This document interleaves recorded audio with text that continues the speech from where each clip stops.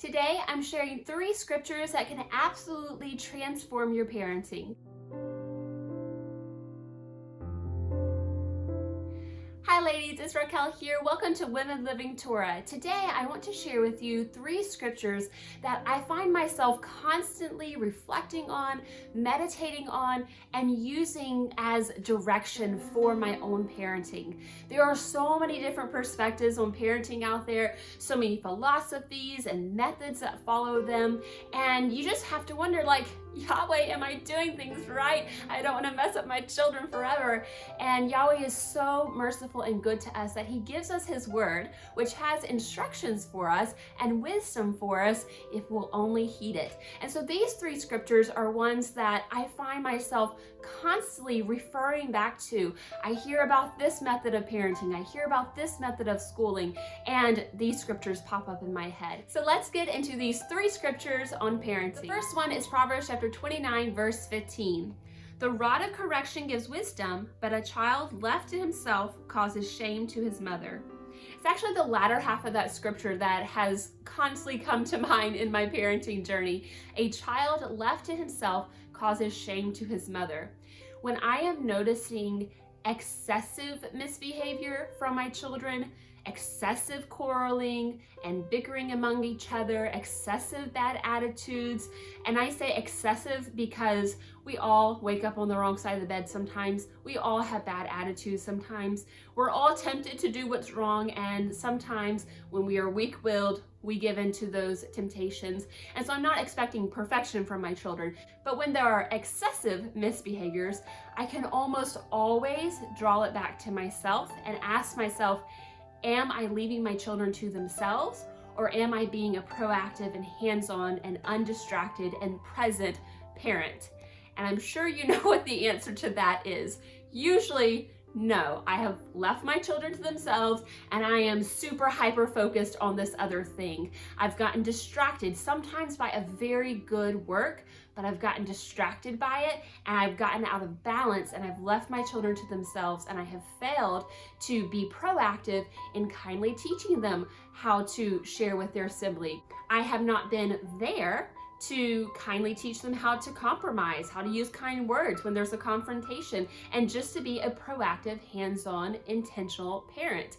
It almost always comes back to me being distracted. I truly believe that the enemy of the homemaker, of the family, of the godly person in general, especially in this modern age, is distraction. There are so many things vying for our attention, and many of them are good things, but we have to hold those things in perspective.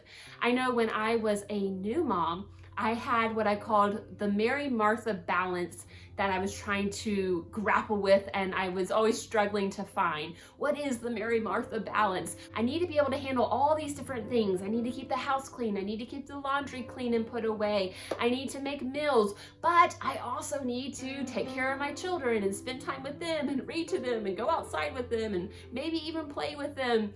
And it was just always a struggle as a new mother trying to understand that Mary Martha balance. And I think I have come into a lot more balance now, but I can still fall into pitfalls of distraction and leave my children to themselves. And then what happens? Their behaviors bring shame to me and tear down the peace in the family and cause tension in the family because I have not been hands-on and have not been there. This scripture has been really instrumental in a philosophy I have as a parent, which is to do life together. It's not necessarily that I need to be on the floor playing with my kids, doing blocks and things like that all the time, but rather when I'm washing dishes, I want to have a little helper there splashing in the water. Maybe they're not actually helping with the dishes, but they're there with me and we're having conversation, we're building relationship. When I'm baking things, my children are there helping me bake. When we're weeding the garden, we're doing it together. I've really taken on this philosophy that I'm not going to just leave my children to themselves, but I am going to engage them in the life that we are building together.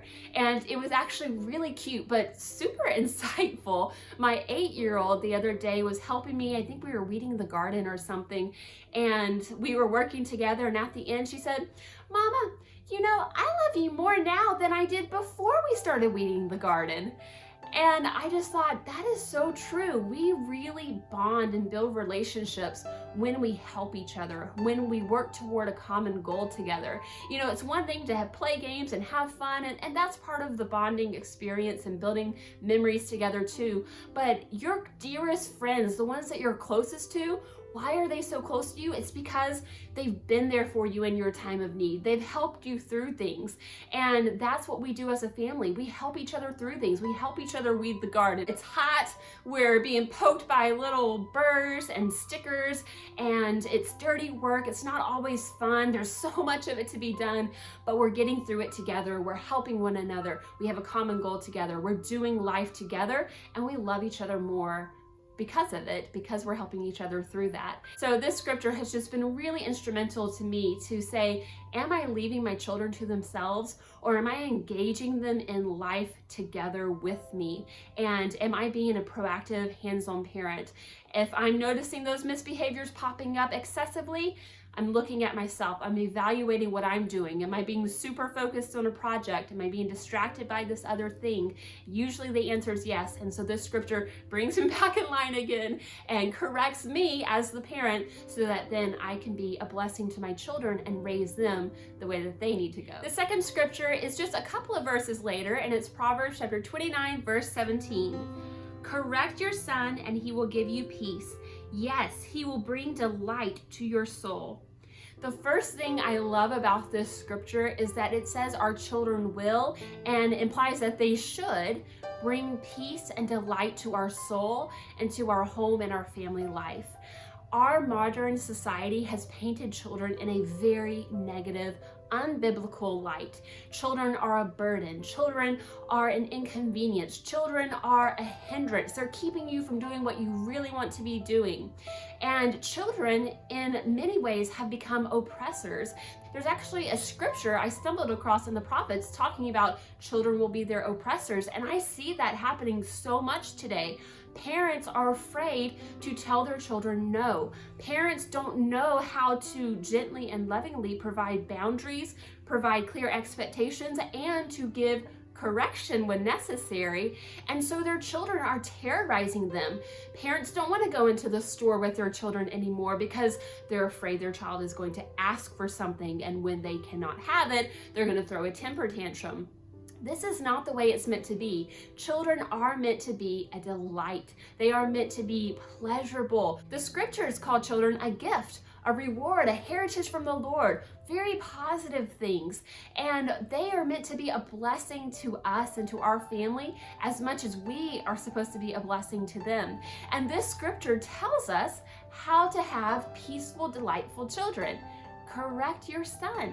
Correct your child. Correction is so necessary to the happiness of our children and to our happiness in the family as well. Yahweh has commanded our children to honor and obey their parents. That means we are the authority in their lives. Not a tyrannical authority by any means, but we are responsible for raising them in the right way. And to do that, we're going to have to provide correction. I talked about in the previous scripture, I need to be present so I can kindly teach my children what is the right way, then providing correction when they step off course and giving them the means to be able to get back on course. Last scripture is one you have heard many times, I'm sure, but hopefully I'll be able to provide a little bit of insight into it, and that is Proverbs chapter 22, verse 6. Train up a child in the way he should go, and when he is old, he will not depart from it. Now, when I was younger, to train up your children in God's ways, to be a good Christian family, meant that you went to church every Sunday or as often as you had services, and you would send your children to Sunday school, and maybe they would memorize a scripture while they're there in Sunday school, and that's what it meant to train up your children. But this word train in the Hebrew is hanak, which means dedicate. You might be familiar with Hanukkah, which means dedication. Hanak is the same root of Hanukkah, and it means to dedicate. In other words, to commit someone or something to a particular purpose. And what are we committing them to? What purpose are we committing them to? Yahweh's ways, the way that they should go. The calling in this scripture to us as parents is so much greater than just having a Shabbat school once a week for our children to read the Torah, maybe memorize the scripture. It's even greater than having maybe a 15-minute devotional in the evening time. To train our children up in Yahweh's ways, to dedicate them for that purpose, is to actually involve them in a biblical lifestyle. Yahweh's word is meant to be lived out. It is a walk of faith. It is a lifestyle change. It is a way of life. And so when I am training my children up in his ways, it means that they are actually involved in this biblical lifestyle. When I prepare for Shabbat, I want my children right there with me. I want them working alongside with me so that they can then experience the rest of the next day, the seventh day. When we're tying a tzitzit, they're going to help in some way and they're going to wear them themselves. When we're harvesting fat from some of the animals on our farm, our children are going to be there with us, helping us, and we're going to be having conversations about biblically clean fats as we're doing it, as we're living it out. That's one of the things I love about Torah, is that it is meant to be lived out in our daily life. When we sit for meals at the table, Yahweh comes to our mind and we are sitting there in obedience to his word because of the foods that we are eating as opposed to the things that we are not eating. When we're putting on our clothes in the morning and we're tying on our tzitzit, Yahweh comes to mind. We're remembering him because we are obeying his commandments. Yahweh's word touches every area of our life, and I want my children to also have Yahweh's word touch every area of their life. So this scripture is constantly challenging me as a parent to say, how can I involve my children in preparing for this Shabbat or this appointed time? How can I help them experience it in a tangible way? How can I involve them in living out Yahweh's word? How can I make it personal to them so that they are not just watching me do it, so they're not just hearing about it in the scriptures, but they are actually doing it themselves. It's training them, it's dedicating them to God's ways. So when I am training up my child, it's not about reading a Bible story to them every night before bed. It's about actually including them as part of God's people and keeping his commandments and walking the walk of faith. So there you have it, 3 scriptures that can absolutely transform your parenting. I know they have been so impactful in my own mothering journey and my perspectives and parenting philosophies and the methods that I use. I'm so grateful for Yahweh's word and for his wisdom that he has given to us, intending that we will apply it to our life. And I'm also so thankful for you and that you have been here and joined me today. If you have any other scriptures on parenting that you would like to share that have been helpful for you in your own journey, please let us know in the comments. I look forward to hearing from you. Like this video, share it with other godly ladies in your life. And until next time, I pray that Yahweh would bless you and keep you. I'll talk with you later.